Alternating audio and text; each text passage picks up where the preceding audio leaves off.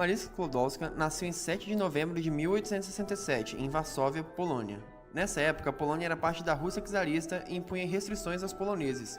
Dessa forma, o investimento na educação do país ficava prejudicado e o idioma russo era obrigatório na matriz curricular polonesa.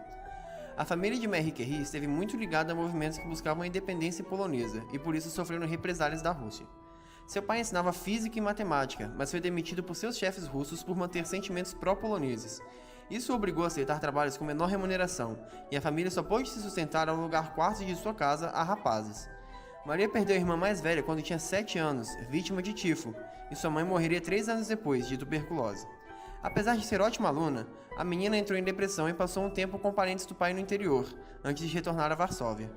Também perdeu ali ao menos parte de sua fé religiosa. Seu pai era ateu, sua mãe, católica e fervorosa. Depois das mortes da família, Maria se tornou agnóstica. Maria terminou o ensino médio aos 15 anos, em 1882. Ela e sua irmã mais velha, Brônia, queriam estudar na Universidade de Warsaw, mas mulheres não eram aceitas lá. As duas eram interessadas em pesquisa científica, mas para conseguirem se aprimorar como queriam, teriam que deixar seu país. Aos 17 anos, Maria se tornou uma governanta e ainda era professora das crianças da casa onde trabalhava.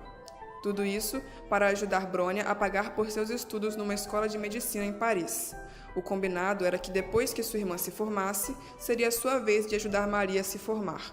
Assim, Maria continuou a estudar por conta própria, desejando se juntar a Brônia e conseguir seu diploma. Para seguir seus estudos, se matriculou no Sorbonne, em Paris, em 1891. Nessa ocasião, Maria assinou seu nome como Marie, versão francesa de seu nome. Ela rapidamente percebeu que a educação que tinha recebido no ensino médio e seus próprios estudos não a tinham preparado o suficiente para a Sorbonne. Nem sua base de matemática e ciência, nem sua proficiência em francês técnico se equiparava aos dos demais estudantes. Além da lacuna entre seus conhecimentos e o nível da escola, ela não permaneceu morando com a irmã, como tinha planejado, mas foi para um pequeno apartamento de sótão próximo à escola, para gastar menos tempo se locomovendo e ter mais tempo para estudar, além de economizar o dinheiro do transporte. Para pagar o aluguel, ela frequentemente se sustentou apenas com pão e chá. Sua saúde sofreu, mas seu esforço foi recompensado. Quando chegaram os exames finais, ela foi a primeira da turma. Marie recebeu seu diploma de mestrado em física em julho de 1893. Depois disso, ela conseguiu uma bolsa concedida a estudantes poloneses exemplares e completou sua segunda qualificação em matemática no ano de 1894. Na época em que Marie estava em Paris, ela conheceu Pierre Curie, então instrutor da Escola de Física e Química Industrial da cidade de Paris. Os dois se apaixonaram a ponto de Pierre concordar em se mudar para a Polônia e virar professor de francês, se isso permitisse que ficassem juntos. Marie bem que tentou retornar para trabalhar como cientista em seu próprio país, mas a Universidade da Cracóvia recusou-lhe um emprego por nenhuma outra razão além de ela ser mulher. Pierre então convenceu-a a retornar a Paris e obter o doutorado. Acabaram se casando nesse retorno, em 6 de julho de 1895. O casal teria 2 filhas, Irene, nascida em 1897, e Eve, nascida em 1904.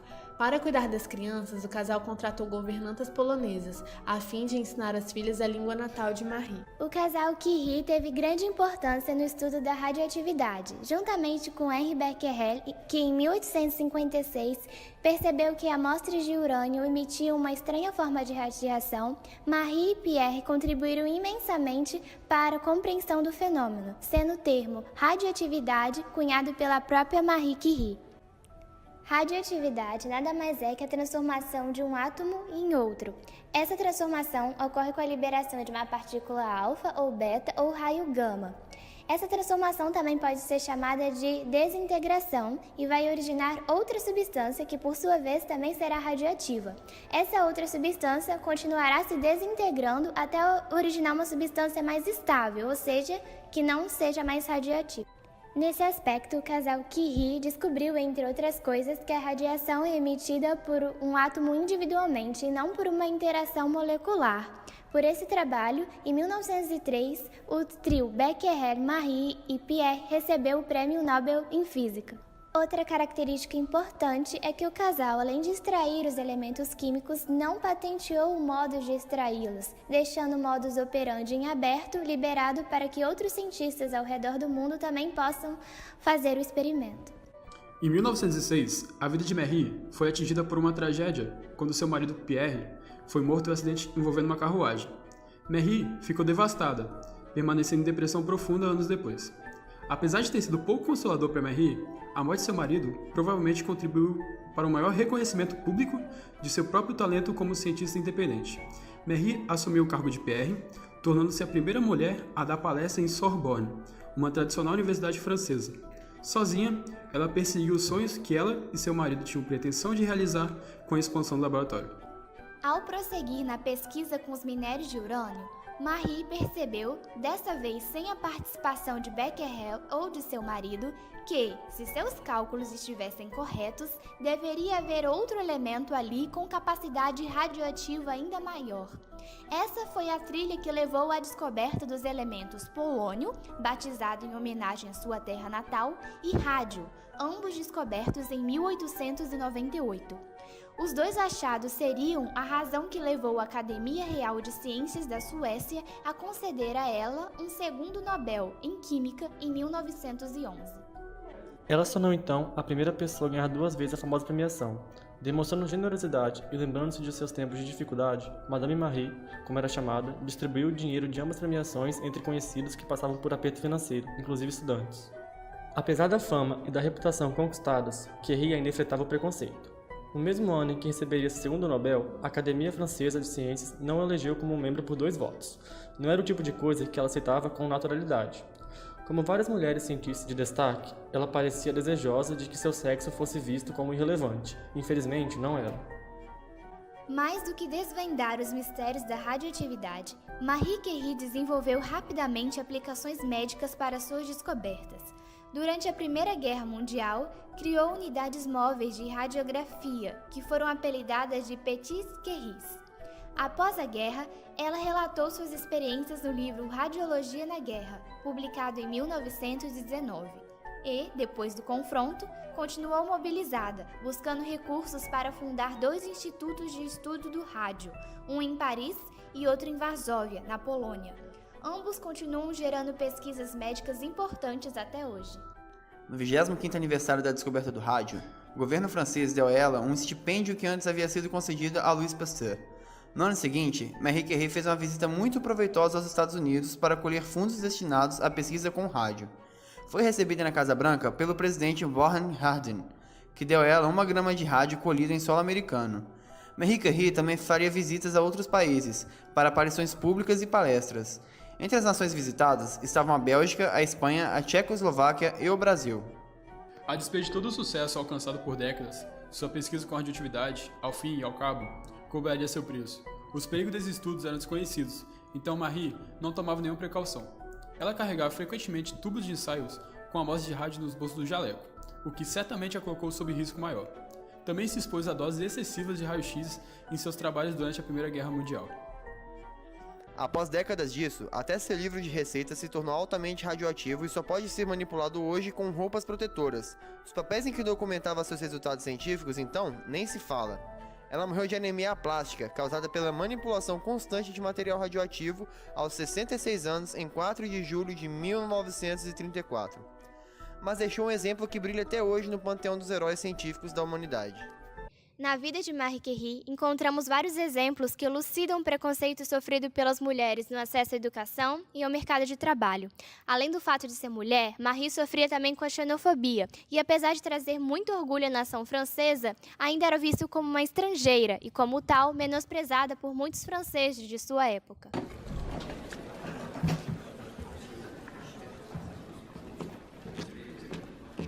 Mettez qu'à la Sorbonne, elle croit pouvoir captiver une telle audience. Marie teve sucesso, sendo uma exceção na tradição de mulheres invisíveis. O casamento com Pierre lhe permitiu a maior influência nessa sociedade.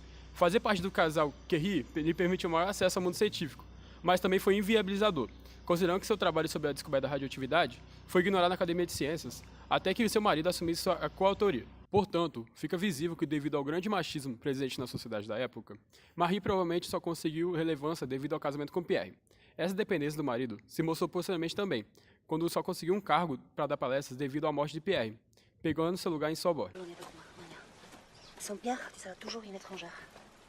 Pierre aurait voulu que je continue notre travail. Tu peux continuer à travailler en Pologne comme ici. Tu sais bien comment. Quel sera l'avenir de mes filles en Pologne? Marie Curie conseguiu que seu marido, Pierre Curie, se tornasse chefe do laboratório de física da Sorbonne. Doutorou-se em ciências em 1903 e, após a morte de Pierre Curie em 1906, em um acidente rodoviário, ela ocupou o seu lugar como professora de física geral na Faculdade de Ciências. Foi a primeira mulher a ocupar este cargo. Marie continuou a estudar a radioatividade, principalmente suas aplicações terapêuticas.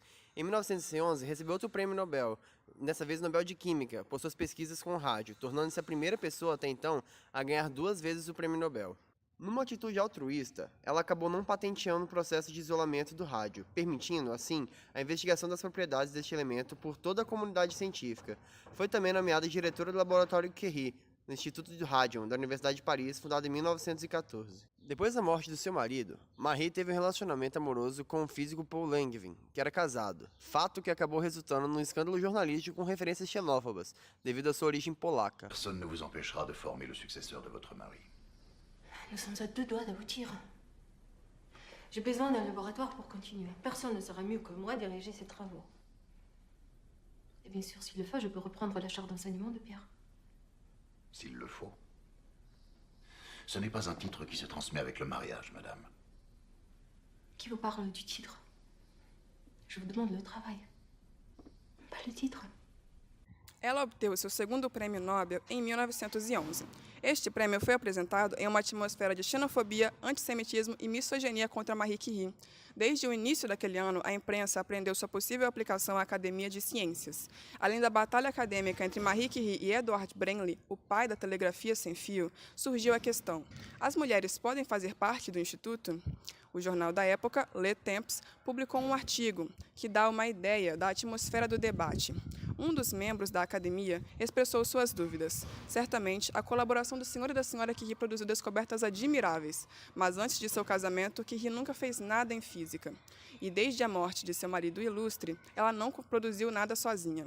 Por outro lado, um membro da seção de física afirmou que a senhora Curie era a maior física moderna. Finalmente, Edward Branly foi eleito em 24 de janeiro de 1911 por 30 votos contra 28 para Marie Curie. Tous que Marie Curie n'aurait jamais pu obtenir de tels résultats toute seule. Aucune femme ne le peut. Cette femme est visionnaire. Démesurée dans son ambition serait un meilleur qualificatif pour elle. Qu'a-t-elle fait d'extraordinaire depuis la mort de son mari? Elle n'a publié que des résultats qu'ils avaient obtenus en commun. Vous verrez, elle fera tout pour que le nom de Pierre Curie disparaisse. Il faut dire qu'aujourd'hui, les femmes ont de plus en plus soif de gloire et d'honneur. Oui, que cette dame et son défunt mari ont reçu à foison. Ce qu'elle a obtenu pour la recherche contre le cancer est unique au monde. Un siège à l'Académie n'est pas héréditaire. Vous voyez que vos petits-enfants vous demandent pourquoi vous vous êtes laissé aveugler par une femme? Ao fim de sua vida, além dos 2 prêmios Nobel, um em Física e outro em Química, Marie recebeu diversos prêmios, como a Medalha Davi, pelas descobertas recentes na Química, Medalha Mateucci, que premia físicos por contribuições fundamentais à área, Medalha de Ouro Elliott Cresson, que foi a maior condecoração concedida pelo Instituto Franklin, Prêmio Willard Gibbs, dado a eminentes químicos que realizaram desenvolvimentos que permitiram a todos viver mais confortavelmente e entender melhor este mundo, Medalha John Scott, para invenções que melhoraram o conforto, bem-estar e felicidade da espécie humana, e Medalha Benjamin Franklin, devido a uma curta exposição sobre suas medições piezoelétricas da radioatividade.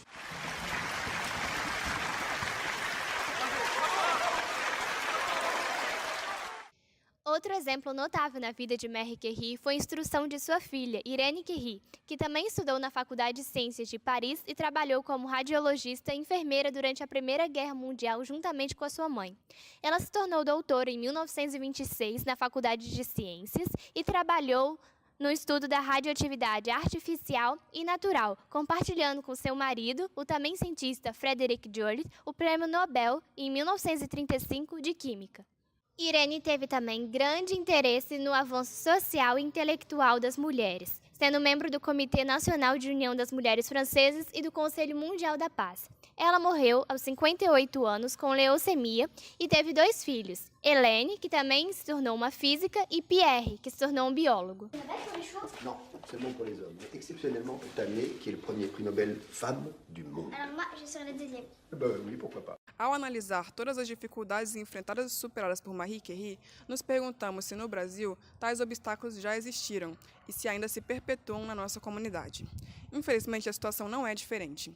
A história da mulher brasileira, como a de tantas outras no mundo, é marcada pela ordem patriarcal familiar, que, legitimada pela religião e pelo Estado, transmitiu o silenciamento do feminino em todas as esferas sociais. Desde menina, a mulher era ensinada a ser mãe e esposa, e sua educação limitava-se a aprender tarefas estritamente domésticas sem qualquer participação na vida urbana.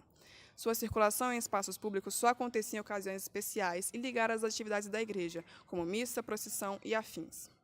Durante 327 anos, de 1500 a 1127, a educação brasileira era restrita aos homens. Por isso, mulheres, brancas, negras, pobres ou ricas de qualquer faixa etária eram proibidas de estudar. Para alguns historiadores, a primeira reivindicação da inclusão da mulher no processo de aprendizagem partiu dos índios brasileiros. Para os indígenas, a mulher é vista como uma companheira e, como tal, não deveria ser excluída do processo de instrução. Com isso, o padre Manuel da Nóbrega enviou para Portugal uma carta em que reivindicava a instrução das índias brasileiras. Porém, a então rainha Dona Catarina negou o pedido e o considerou uma ousadia com consequências nefastas. Mas isso já era esperado, uma vez que na própria metrópole portuguesa as mulheres não eram alfabetizadas. A história diz que a educação feminina no início do Brasil era em casa, voltada especificamente para as atividades domésticas. Somente em meados do século XIX que a participação feminina iniciou-se timidamente, pois os colégios destinados a mulheres eram particulares e somente as meninas ricas tinham acesso. Foi só em 1827 que o ensino público e gratuito foi sancionado no país e, enfim, as mulheres adquiriram o direito à educação. Sua educação era opressora e segregada, isso porque, além das escolas apresentarem currículos diferentes para homens e mulheres, o ensino superior era proibido para elas. A lógica patriarcal insistia no pensamento de que as mulheres deveriam ser mais educadas do que instruídas. Pode-se perceber que, com o passar do tempo, raras mudanças ocorreram no que se refere à educação feminina. As limitações típicas da cultura patriarcal brasileira e a péssima qualidade estrutural do ensino público permaneceram as mesmas, sendo necessárias muitas lutas até os dias atuais para que haja na prática a equiparação dos papéis sociais de ambos os sexos. Enquanto a educação não se tornar libertadora, emancipatória e não sexista, continuará existindo a hierarquização entre masculino e feminino, a desigualdade de gênero e a violência do Estado. O processo de desconstrução precisa de uma escolarização que não traga mais concepções estereotipadas, excludentes e binárias reproduzidas até então. Ou seja, como o machismo é a construção social que se estrutura do binômio dominação e exploração da mulher, é preciso que esse ciclo seja quebrado e somente a educação possui essa força transformadora. Concluímos esse trabalho reiterando a importância acadêmica e social de Marie Curie para o mundo.